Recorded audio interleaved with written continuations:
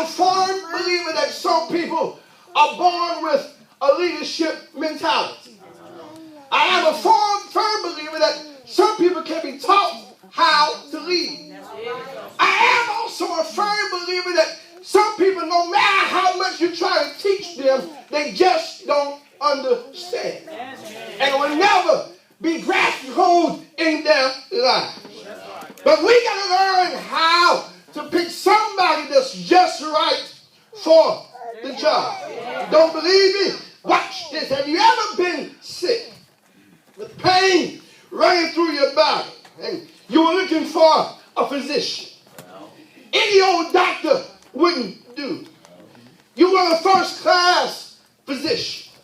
You want somebody that's just right for the job. How about it? Have you ever had car trouble? And but you couldn't find the right mechanic that was just right for the job. I am a firm believer that you can be counted as a blessing when you can find somebody that's just right for the job. Well, wives, have you ever had something to break down in the home? And you ask your husband to fix the situation. Well, weeks go by. Months goes by. And the problem still hasn't been fixed. But somewhere down the line, you got to find somebody that's just right for the job. Well, the attitude like this is of the Apostle Paul. You understand? Here in the text, you see Paul needed a leader. And just any old body would not do. Paul needed somebody that could sing. He could sing back to check on the church.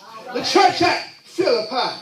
So Paul is saying now, I'm looking for somebody who is just right for the job. Why tonight is this important? You see here, the Philippian church was a special church to the Apostle Paul. When nobody stood by Paul, the church stood there.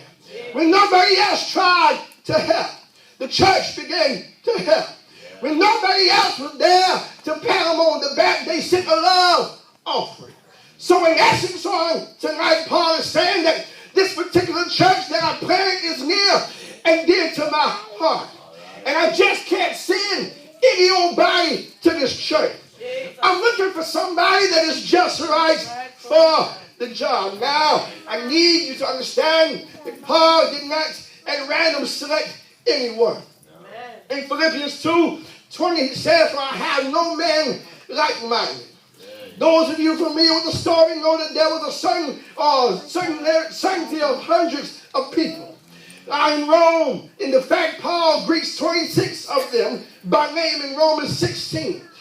Yet none of them was available to make the trip. But Paul needed somebody just right for the job. And I came by David's chapel tonight to let you know that we have somebody that is just right for the job. And one thing about it, well, we have all tried different things. And a lot of people that said we won't call for the job. But I'm glad that God doesn't call the qualified. He qualifies those who he called. And you want to look at your neighbor and say, "Neighbor, my pastor is just right.